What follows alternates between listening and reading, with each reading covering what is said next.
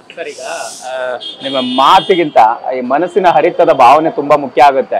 So ಅದು ಈ ಸಿನಿಮಾದಲ್ಲಿ ಕ್ಯಾರಿ ಆಗುತ್ತೆ ಅನ್ನೋಂಥ ಸಂದೇಶ ಈಗ ಗೊತ್ತಾ ಇದೆ ಅಲ್ವಾ ಸರ್, ಹೇಗೆ ಅಂತ? 100% ನನಗೆ ಇದ್ರ ಮಾತು ತುಂಬ ಕಡಿಮೆ ಈ ಸಿನಿಮಾದಲ್ಲಿ ನನಗೆ ಮಾತು.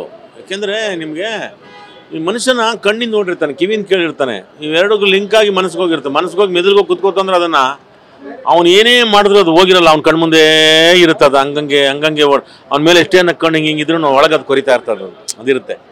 ಆ ಥರದ ಪಾತ್ರ ಇದ್ದು ನನಗೆ ಅದು ಆಮೇಲಿಂದ ಅದು ಲಿಂಕು ಮೇಲೆ ನೋಡ್ತಾ ಪ್ರೇಕ್ಷಕರಿಗೆ ಗೊತ್ತಾಗ್ತಾ ಹೋಗ್ತದೆ ಅವನಿಗೆ. ಆಮೇಲೆ ಅದು ಏನಾಯಿತು, ಎತ್ತಾಯಿತು, ಹೆಂಗಾಯಿತು ಅಂತ ಆಗಿರೋ ಘಟನೆ ಬಗ್ಗೆ ಅವ್ನು ಮರಿಯಲ್ವಾ, ಮಾಡ್ತಿದ್ದಂಗೆ ಅಭಿನಯಿಸ್ತಾನ, ಈ ಥರದವೆಲ್ಲ ಸಾಕ್ತಾ ಹೋಗ್ತದೆ ಇದು.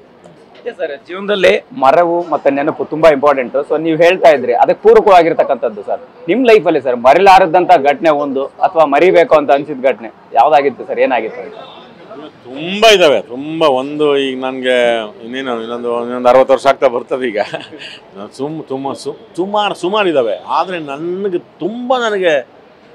ಇನ್ನೂ ಜೀರ್ಣಿಸ್ಕೊಳಕ್ಕಾಗದೇ ಇರೋದು, ಇನ್ನೂ ಅದನ್ನು ಒಪ್ಕೊಳಕ್ಕಾಗದೇ ಇರೋದು ಅಪ್ಪು ಸಾರ್ದು ಅವರು ದೇವ್ರ ಹತ್ರ ಹೋಗಿದ್ದು ನನಗೆ ಇನ್ನೂ ಮರೆಯೋಕ್ಕಾಗ್ತಿಲ್ಲ. ಅಂದರೆ ಎಲ್ಲ ಅಯ್ಯೋ ಹೌದಾ ಇನ್ನೂ ಹಂಗೆ ಅನಿಸುತ್ತೆ.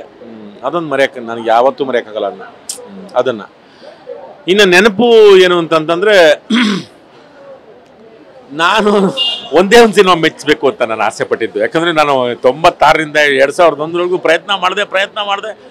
ಏನು ಸಣ್ಣ ರೋಲ್ಗಳು ಅದು ಇದು ಯಾವುದು ಒಂದು ಏನು ಕೊನೆಗೆ ಬೇಡ ಹೋಗೋಣಪ್ಪ, ಸುಮ್ಮನೆ ವ್ಯವಸಾಯ ಮಾಡ್ಕೊಂಡಿರೋಣ ಅಂತ ಹಿಂಗೆ ಬಂದೆ. ಆಮೇಲೆ ವಾಪಸ್ ನಾನು ರಂಗಾಯಣಕ್ಕೆ ಹೋಗೋಕ್ಕೂ ಆಗ್ತಿರ್ಲಿಲ್ಲ.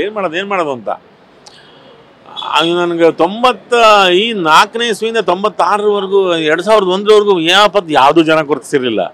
MS ರಮೇಶ್ ಅವರು ದಮ್ ಅಂತ ಒಂದು ಸಿನಿಮಾ ಮಾಡ್ತಾರೆ, ಸುದೀಪ್ ಅದಕ್ಕೆ ಹೀರೋ, ನಮ್ಮ ಕನಕಪುರ ಶ್ರೀನಿವಾಸು ಅದಕ್ಕೆ ನಿರ್ಮಾಪಕರು. ಆ ಸಿನಿಮಾ ರಿಲೀಸ್ ಆಗುತ್ತೆ, ಜನ ನೋಡಿ ನನಗೆ ಯಾರು ಇವನು ಅಂತ ನನಗೆ ಆ ಕ್ಷಣನೂ ನನಗೆ ಮರೆಯೋಕ್ಕಾಗಲ್ಲ. ನನಗೆ ಅದು ನೆನಪಲ್ಲಿರುವಂಥ ಅದು ಯಾವತ್ತೂ ನನಗೆ ಒಳ್ಳೆ ನೆನಪು.